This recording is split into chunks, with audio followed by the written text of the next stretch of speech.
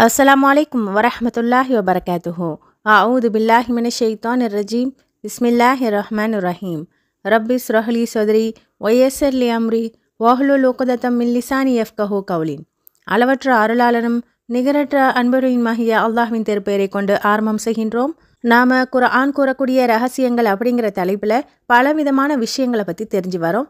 இன்றைய பதிவில் நாம் காணக்கூடிய விலங்குகளானது பேன், வெட்டுக்கிளி, தவளை போன்ற மிருகங்களை இறைவன் ஒரு அத்தாட்சியாக சொல்லி காட்டுறான். அதை குறித்தின விளக்கங்களை தான் இன்றைய பதிவில் காண இருக்கும். இவற்றை பற்றியெல்லாம் இறைவன் தன்னுடைய திருமறையில் என்ன சொல்கிறான் அப்படின்னா, 7வது அத்தியாயத்தின் 130வது வசனம் துவங்கி 136வது வசனம் வரைக்கும் ஃபிர்அவுன் என்ற கொடுங்கோல் மன்னனுக்கு இறைவன் பல அத்தாட்சிகளை காமிச்சு அவன்தான் இறைவன் அப்படிங்கிறத நிரூபிக்க பல சான்றுகளை அனுப்புனதா சொல்லி காட்டுறான்.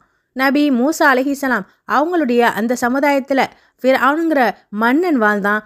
அவன் தன்னையே இறைவன்னு சொல்லிக்கிட்டான். அவனுடைய உருவச் சிலையை செஞ்சு அதைத்தான் மக்கள் வணங்கணும் அப்படின்னும், அந்த இஸ்ரவேல் சமூகத்தை அடிமைப்படுத்தி அங்கே இருக்கக்கூடிய ஆண் மக்கள் அத்தனை பேரையும் கொன்று குவிக்கக்கூடிய பலவிதமான பாவமான காரியங்களில் ஈடுபட்டான். அவனுடைய சமுதாயத்திலிருந்து வரக்கூடிய ஒரு குழந்தை தான் அவனை கொல்லக்கூடிய அளவுக்கு, அவனை எதிர்க்கக்கூடிய அளவுக்கு பெருசாக ஆளாகி வரும் அப்படிங்கிறத தெரிஞ்சுக்கிட்டு சூனியக்காரர்களுடைய பேச்சை கேட்டுக்கிட்டு அந்த காலகட்டத்தில் பிறந்த அத்தனை ஆண் குழந்தையும் கொல்ல ஆணையிடுறான். ஆனாலும் அல்லாஹ் தஆலா நபி மூசா அலைஹிஸ்ஸலாம் அவங்களுடைய தாய்க்கு வஹி செய்தியை அறிவித்து அவங்கள ஒரு கூடையில் வச்சு அனுப்பி அந்த குழந்தை ஃபிர்அவுனுடைய வீட்டிலேயே செல்வ செழிப்பாக வளரக்கூடிய அளவுக்கு அற்புதமான பல நிகழ்வுகளை நிகழ்த்தினான்.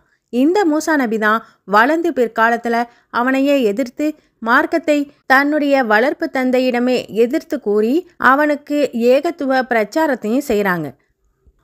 அந்த மார்க்க பிரச்சாரத்தை அவன் கேட்டுக்கணும், இறைவன் மேலே அச்சப்படணுங்கிறதுக்காக அல்லாஹ் பல சான்றுகளை அவனுக்கு கொடுத்ததாக தான் இந்த வசனங்களில் சொல்கிறான். படிப்பினை பெறுவதற்காக பல வகையான பஞ்சங்களையும் பலன்களின் குறைப்பின் மூலம் ஃபிர்அவுனுடைய சமுதாயத்தை நாம் தண்டித்தோம். அவர்களுக்கு ஏதேனும் நன்மை வந்தால் இது எனக்காக கிடைத்தது என்று கூறுகின்றனர். அவர்களுக்கு ஏதாவது தீங்கு வந்தது அப்படின்னா மூசாவையும் அவருடன் உள்ளவர்களையும் பீடையாக கருதினர். மாறாக அவர்கள் பீடை பிடித்தவர்களாக அல்ல, அல்லாஹுடைய சோதனை இந்த மக்களுக்கு வந்து சேருது அப்படிங்கிறத உணராமலே இருந்தார்கள். மேலும் அந்த ஃபிர்அவுனுடைய கூட்டமோ, நீ என்னதான் வசியம் செஞ்சு எங்களுக்கு மாயமந்திரம் போட்டாலும் உன்னை பின்பற்ற மாட்டோம் அப்படின்னு மடமையாக சொல்லிக்கிட்டு இருந்தாங்க. எனவேதான் அவங்களுக்கு அறிவுரை வரக்கூடிய அளவுக்கு இறைவன் வெள்ளப்பெருக்கு, வெட்டுக்கிளி, பேன், தவளைகள், இரத்தம் ஆகிய தெளிவான சான்றுகளை அனுப்பினோம். அவர்கள் ஆணவம் கொண்டனர், குற்றம் புரிந்த கூட்டத்தாராகவே இருந்தனர். அவர்களுக்கு எதிராக வேதனை வந்த போதெல்லாம் மூசாவே உன்னுடைய இறைவனிடத்தில் எங்களுக்காக அந்த வாக்குறுதியின்படி பிரார்த்தனை செய்யி, நீ எங்களை விட்டு இந்த வேதனையை நிவர்த்தி பண்ணிட்டேன்னு சொன்னால் நான் உங்களை பின்பற்றுறோம், இன்னும் இந்த இஸ்ரவேல் சமூகத்தை அந்த மக்களை உன் கூட அனுப்பி வைக்கிறேன் அப்படின்னு ஒவ்வொரு தர சோதனை அனுப்பப்படும் போதும் ஃபிர்அவுன் சொல்லுவான். ஆனால் அந்த கஷ்டத்தை அவங்கள்டேருந்து நீக்கிட்டோன்னு சொன்னால் பழைய பேச்சுக்கே அவங்க போயிடுவாங்க. மூசாவை நிராகரித்து அவனுடைய சான்றுகளை பொய்ப்பிப்பாங்க அப்படின்னு சொல்லி அந்த சம்பவங்கள் அனைத்தையும் இந்த வசனத்தில் இறைவன் சொல்லி காட்டுறான். அப்போது ஃபிர்அவுனுடைய சமுதாயம் பெரும் வெள்ளத்தாலையும் அது மட்டும் இல்லாமல் பசி பட்டினி பஞ்சத்தாலையும் ரொம்பவுமே சோதிக்கப்பட்டாங்க. அதிலும் வெட்டுக்கிளிகள் அப்படியே மேலே மொய்ன்னு மொக்கிற அளவுக்கு ஊரெங்கும் வெட்டுக்கிளிகளாலும், இன்னும் பேன், அவங்க எதில் பார்த்தாலும் பேன் தலையிலிருந்து வலிந்து ஓடும். அவங்களுக்கு அது தொந்தரவு கொடுக்கக்கூடிய வேதனை தரக்கூடிய ஒன்றாவும் இருந்துச்சு. அதே போல் தவளைகள், எங்கு திறந்தாலும் தவளைகள், எங்கு பார்த்தாலும் தவளைகள்னு சொல்லி இந்த உயிரினத்தின் மூலம் இறைவன் அந்த மக்களை ரொம்பவுமே சோதனைக்கு உள்ளாக்கனா. இதனை பார்த்தாவது அவங்க ஓரிரை கொள்கையை ஏற்றுக்கிட்டு இறைவனுக்கு கட்டுப்பட்டு நடப்பாங்க அப்படிங்கிறதுக்காகவே இந்த உயிரினங்களை கொண்டு அல்லாஹ் அந்த மக்களை சோதிச்சதா சொல்லி காட்டுறான்.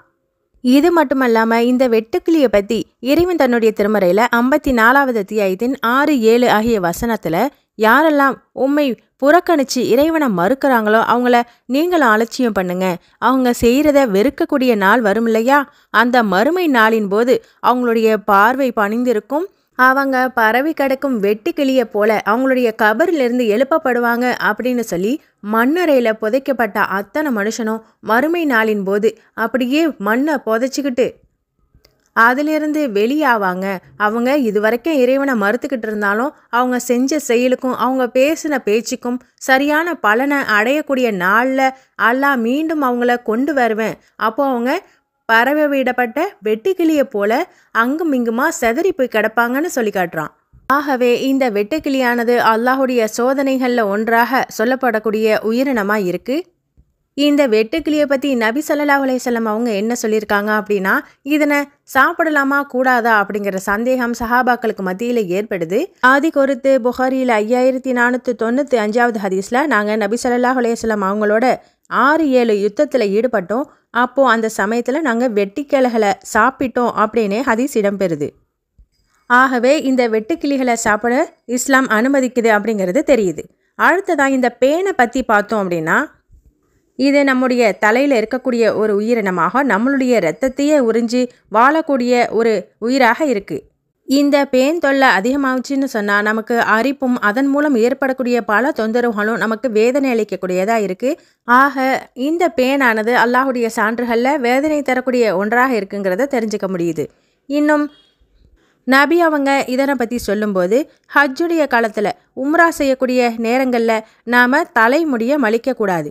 ஆனால் பேன் தொந்தரவின் காரணமாக ஒருத்தருக்கு அது வேதனை அளிக்குது அப்படின்னு சொல்லி அவர் அந்த தலைமுடியை மலிச்சிட்டாருன்னு சொன்னால் அதுக்காக அவர் பரிகாரம் செய்ய வேண்டியது இருக்குது. அதாவது பேன் தொல்லையின் காரணமாக அவர் தலைமுடியை இறக்கிட்டா அவர் என்ன செய்யணும் அப்படின்னா, அதற்கு பகரமாக ஒரு ஆட்டையோ அல்லது 3 நோன்பு நோற்கணும் அல்லது 6 ஏழைகளுக்கு தர்மம் கொடுக்கணும். அப்போது இந்த பேனின் தொல்லையினால் நமக்கு ஏற்படக்கூடிய சிரமத்தின் மூலம் நாம் ஆட்டையோ 3 நோன்பு வைக்கணும் அல்லது 6 ஏழைக்கு தர்மம் கொடுக்கணும் அப்படிங்கிற அந்த பரிகாரத்தை நிறைவேற்றணும் அப்படின்னு சொல்லி இந்த பேன் குறித்து நபி அவங்க சட்டத்தை சொல்கிறாங்க. அடுத்ததாக இந்த தவளையை பற்றி பார்த்தோன்னா, இதுவும் அல்லாஹுடைய வேதனைகளில் சான்றுகளில் ஒன்றாகவும் இருக்குது. இந்த தவளையை பற்றி நபி அவங்க சொல்லும்போது, தவளைகளை கொலை செய்கிறதோ அல்லது அதனை சாப்பிட்றதோ கூடாது அப்படின்னு தடையே செஞ்சுருக்காங்க. ஆகவே இந்த உயிரினங்கள் அனைத்தும் அல்லாஹுடைய சான்றுகளில் ஃபிர்அவுனுடைய சமுதாயத்துக்கு சோதனையாக இறக்கப்பட்டுச்சு. இத்தனை வேதனைகளையும் சோதனைகளையும் அவன் கண்கூட கண்ட பிறகும் கூட அவன் கடைசி வரைக்கும் இறைவனை மறுத்துக்கிட்டே தான் இருந்தான்.